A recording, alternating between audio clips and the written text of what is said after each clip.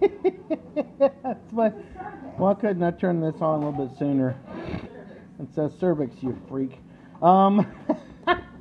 It's a sound bite I wish I'd had for later. All right, somebody else's voice actually. Okay, what you were looking at is a baby gopher tortoise, just 2 or 3 days old, as best I could tell anyway. I don't really know when it was hatched.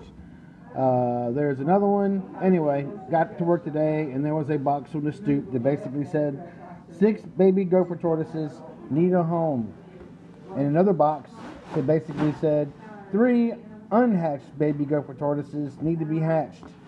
So I'm guessing there was some construction somewhere, and somebody was trying to save their property or whatever was going on, or who knows, whatever myriad of things that can be happening. But anyway, they've turned them over to us. We will turn them over to the powers that be, and there's supposed to be 6 in here. I did count 1, 2, 3, 4. Anyway, there's 5 and 6 in here somewhere, probably down that hole. All right. So we'll call the powers that be, get these guys repositioned. We worked these up already. Ordinarily, when I get a case like this, one of the things I do is I will mark these eggs 1, 2, and 3.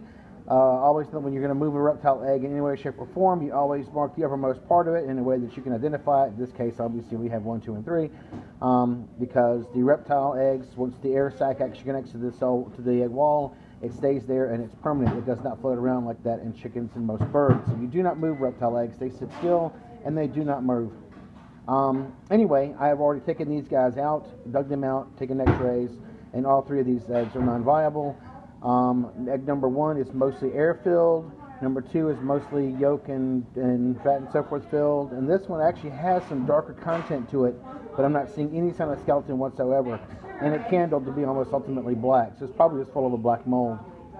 But anyway, so non-viable, nothing's in there. What was funny was I had actually gotten out my GoPro and set up and already gotten several hours waiting for these guys to hatch, and then said, you know, while I'm kind of bored and have nothing to do, I'll go ahead and x-ray these guys to see if setting up the GoPro was a waste of time. And obviously setting up the GoPro was a waste of time. Okay, all right, so later.